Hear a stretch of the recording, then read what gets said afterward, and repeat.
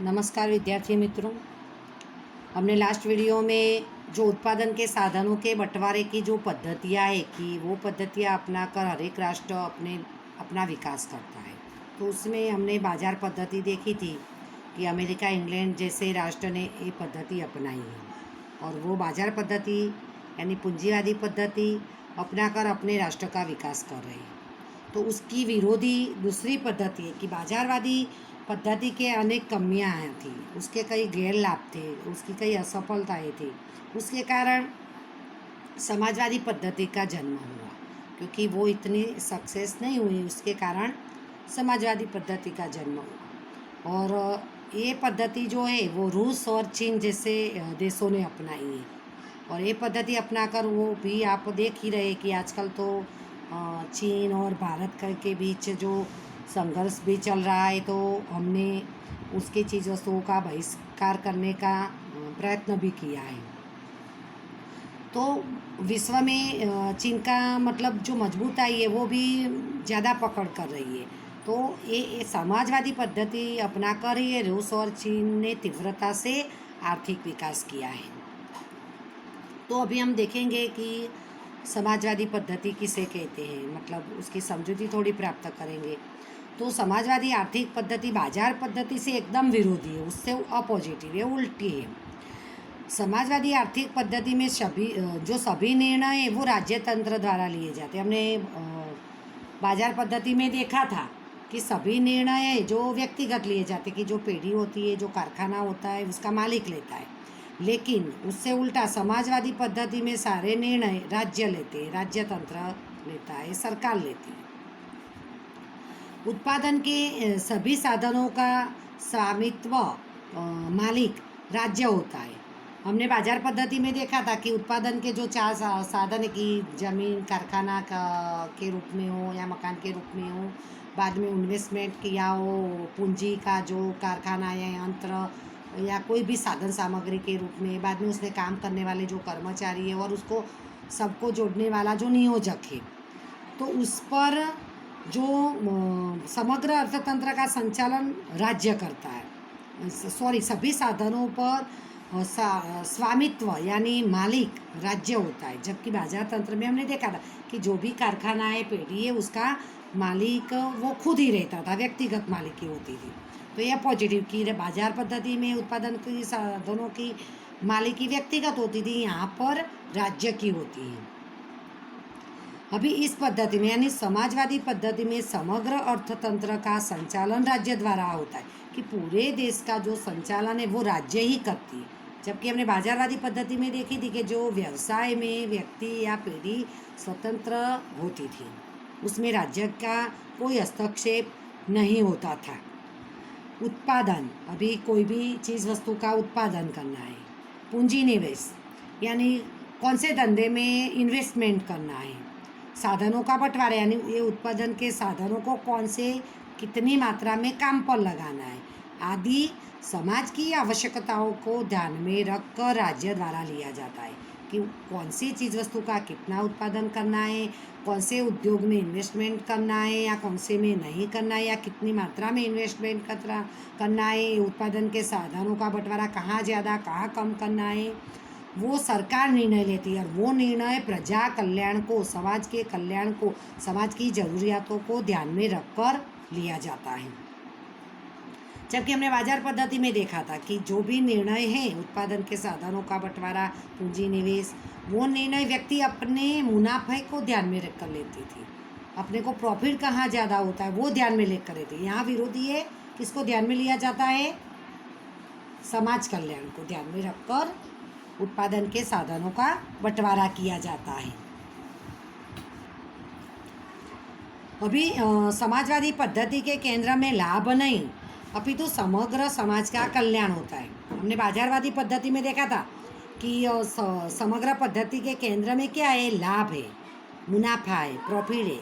जबकि समाजवादी पद्धति में समाज का कल्याण, वहाँ मुनाफा नहीं देखा जाता, लोगों का कल्याण, कौन सी चीज़ वस्तु के उत्पादन से होगा, कौन से काम से ज़्यादा होगा वो देखा जाता है, नफ़ा नहीं देखा जाता।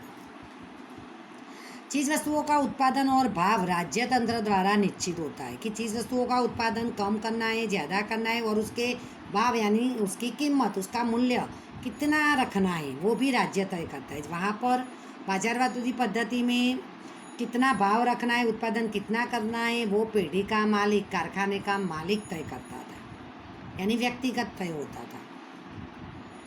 राज्यों द्वारा निश्चित किए गए उत्पादन के लक्ष्यांक को सिद्ध करने की जिम्मेदारी राज्य संचालित कारखानों की होती है। अभी राज्य तय करता है पूरे साल के लिए कि कोई भी चीज़ हो कि उसका उत्पादन साल भर में इतना होना चाहिए, तो वो लक्ष्य को सिद्ध करना कि तो वो उसके अंतर्गत राज्य के नियंत्रण में काम करने वाले जो कारखाने हैं उनको बता दिया जाता है कि साल भर में इतना उत्पादन करना है, तो वो कारखाने में काम करने वाले कर्मचारियों को वो लक्ष्यांक सब वो पूरे साल भर में उत्पादन करके पूरा करना होता है। अभी हमने यहाँ बाजार पद्धति में देखा था कि जो उत्पादन करना है वो कारखाने का मालिक है, उसकी इच्छा से होता है। वो एक महीने में भी पूरे साल का उत्पादन करवा सकता है, और चाहे तो एक महीना कारखाना बंद भी रख सकता है। वो उस बाजार पद्धति में मालिक के निर्णय खुद ही ले सकता है। यहाँ पर राज्य ही निर्णय लेती है, सरकार ही लेती है। श्रमिकों को उनकी क्षमता बाद में कृषि भी राज्य की मालिकी की होती है। देखो यहाँ मतलब जो बाजारवादी पद्धति में तो किसान खुद अपने खेत का मालिक है, जो उत्पादन होता है वो खुद लेता है, जबकि ये चीन और रूस जैसे समाजवादी पद्धति अपनाने वाले साम्यवादी देश में खेती भी राज्य की मालिकी होती, खेत राज्य के मालिकी के होते हैं, और उसमें जो उत्पादन होता है वो भी राज्य ले जाता है। उसमें काम करने वाले जो किसान है, खेत मजदूर है, उनको उनकी क्षमता के अनुसार यानी जो जितना काम करता है उतना वेतन दिया जाता है, और वेतन के अनुसार उनसे काम करवाया जाता है, यानी किसान भी नौकरी करता है। सोचो, तो सब कुछ राज्य की मालिकी, राज्य के हस्तक, सारे निर्णय राज्य ही लेता है समाजवादी पद्धति में। अभी हम देखेंगे समाजवादी पद्धति के लक्षण। तो उत्पादन के साधनों की मालिकी राज्य की होती है। तो फिर से वहाँ पर हमने देखा था, देखो आपको ये प्रश्न अंतर के रूप में भी आया कि बाजार पद्धति और समाजवादी पद्धति के बीच का अंतर स्पष्ट कीजिए। तो आपको ये अंतर इस तरह लिखना है, मैंने पहले भी समझाया है और अभी भी हम समझेंगे कि बाजार पद्धति में मालिकी, उत्पादन के साधनों की मालिकी व्यक्तिगत होती थी, यहाँ राज्य की होती है। अर्थतंत्र में सभी निर्णय, आर्थिक निर्णय राज्य द्वारा लिया जाता है। उसमें आर्थिक निर्णय कौन लेता था? व्यक्ति लेता था। यहाँ पर सारे निर्णय राज्य लेता है। आर्थिक प्रवृत्ति के केंद्र में लाभ नहीं अपितु समाज का हित होता है। हमने बाजार पद्धति में देखा था कि आर्थिक प्रवृत्ति के केंद्र में लाभ होता है, यहाँ पर लाभ नहीं लेकिन समाज का कल्याण, कि जो भी कारखाना, कोई भी व्यवसाय, काम है वो समाज कल्याण को देखकर किया जाता है। उसमें पहले नहीं देखेंगे हमें प्रॉफिट कहाँ ज़्यादा हो, उसमें देखेंगे उससे प्रजा का कल्याण कितना होगा, प्रजा को नुकसान तो नहीं होगा, वो चीज़ देखी जाती है। श्रमिकों को काम के बदले में वेतन चुकाया जाता है, कि उस कारखाना या खेत में सभी जगह काम करने वाले श्रमिकों को जो इतना काम करते बदले में इतना उनको पेमेंट या वेतन दिया जाता है। जबकि हमने बाजार पद्धति में देखा था कि काम करने वाले कर्मचारी को तो वो मालिक वेतन देता है, पर मुनाफा खुद सब अपने पास ही रहता था। अब हम समाजवादी पद्धति के लाभ देखेंगे कि उन पद्धति से कौन से लाभ होता है, फायदा होता है। तो समाज की आवश्यकता अनुसार उत्पादन होने से अनावश्यक या विलासिता की चीज़ वस्तुओं का उत्पादन नहीं होता। हमने बाजार पद्धति में देखा था कि प्राथमिक जरूरियातें की चीज़ वस्तुएं हैं उसका उत्पादन नहीं होता, लेकिन जो भोग विलास की चीज़ वस्तुएं उसका उत्पादन ज़्यादा होता था। लेकिन समाजवादी पद्धति में जो लोगों की ज़रूरियातें, लोगों को जो चीज़ों की आवश्यकता है वो चीज़ों का ही उत्पादन होता है, यानी जो बिन जरूरी चीज़ें हैं, अनावश्यक चीज़ वस्तुएं उसका, यानी विलासिता वाली जो मैंने उसी में बताया था कि जैसे कि भौतिक सुख सुविधाएँ वाली चीज़ वस्तुएँ, जैसे कि शराब है, ड्रग्स है, ऐसी चीज़ वस्तुओं का उत्पादन नहीं होता है। इस पद्धति में उत्पादन के निर्णय राज्य के द्वारा लिए जाने से प्राकृतिक संपत्ति का अपव्यय नहीं होता। बाजार पद्धति में हमने देखा था कि व्यक्ति खुद निर्णय लेता है, तो वो अपना फायदा देखता है, नफ़ा देखता है, मुनाफा देखता है, इसलिए वो प्राकृतिक संपत्ति का बेफाम उपयोग करता है और बिगाड़ता है। यहाँ पर राज्य समाज का कल्याण देखता है, इसीलिए वो खुद निर्णय लेता है। कारखाना पेढ़ी पर नियंत्रण राज्य का, इसीलिए प्राकृतिक संपत्ति का अपव्यय नहीं होता है। आय और संपत्ति की असमानता दूर होती है। बाजार पद्धति में हमने देखा था कि आय और संपत्ति की असमानता होती है, यानी गरीब वर्ग गरीब बनता जाता है और धनिक वर्ग धनिक बनता जाता है। जबकि समाजवादी पद्धति में जो धंधे उद्योग व्यवसाय राज्य की मालिकी के, यानी जो मुनाफा है, जो भी प्रॉफिट होता है, वो सरकार ले जाती है और सरकार फिर से वो पैसों को लोगों के कल्याण के लिए, प्रजा कल्याण के कामों में उपयोग करती है। इसीलिए गरीब और धनिक ऐसे दो वर्ग नहीं देखने को मिलते और ग्राहकों का शोषण नहीं होता, क्योंकि चीज़ वस्तुओं का भाव सरकार तय करती है। इसीलिए सरकार तय करती है, इसीलिए वो चीज़ वस्तुओं का भाव बराबर रखती है, न ज़्यादा रखती है न कम रखती है, इसीलिए ग्राहक का शोषण नहीं होता है। अभी हम देखेंगे समाजवादी पद्धति की मर्यादाएं, कि समान बंटवारा और सामाजिक कल्याण के उम्दा उद्देश्य के साथ लागू की गई है। समाजवादी पद्धति, उसमें समान बंटवारा, उत्पादन के जो साधन है, उसका जो प्रॉफिट है, हिस्सा है, वो सभी गरीब और अमीर दोनों वर्ग के लोगों को बराबर मिले, समाज का कल्याण हो, ऐसा अच्छे उद्देश्य से ये पद्धति लागू की गई।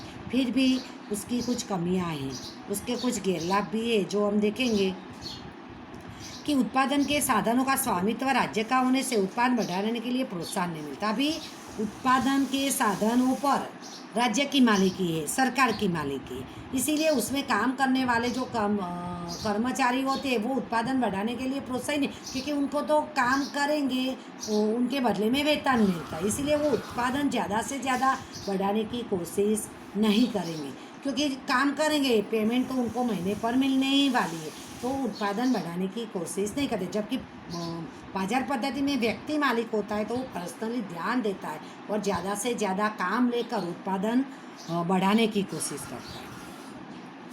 इसीलिए समाजवादी पद्धति में राज्य की मालिकी होती है, तो काम करने वाले कर्मचारी उत्पादन बढ़ाने पर ध्यान नहीं देते हैं, कम उत्पादन होता है।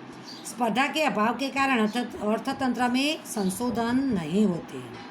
अभी हमने देखा कि राज्य के मालिकी के कोई कारखाना उद्योग होता है, दूसरा स्पर्धा में कोई उद्योग कारखाना नहीं होता है, इसीलिए जो भी परंपरागत पद्धति से, जो भी उत्पादन पद्धति से उत्पादन किया जाता है, वही पद्धति चलती है।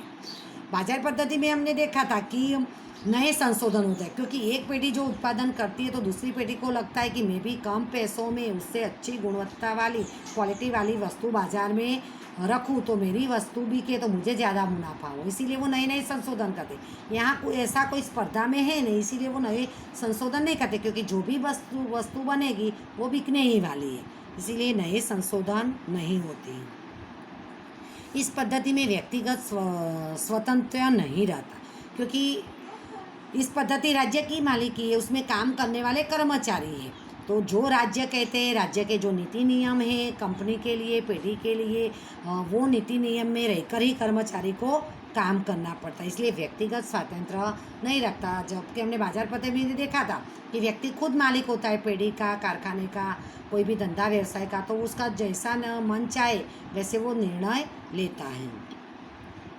राज्य के संपूर्ण हस्तक्षेप के कारण नौकरशाही का भय उत्पन्न होता है, क्योंकि राज्य का संपूर्ण हस्तक्षेप है, राज्य के ही नीति नियम कानून चलते हैं, तो उसके अंडर में ही कर्मचारियों को काम करना पड़ता है, इसलिए वो नौकर बन जाते हैं, तो नौकरशाही का भय रहता है।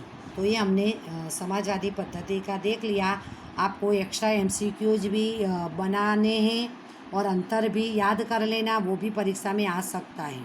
बाकी अभी एक टॉपिक बचा है, वो हम भी अगले वीडियो में पढ़ेंगे।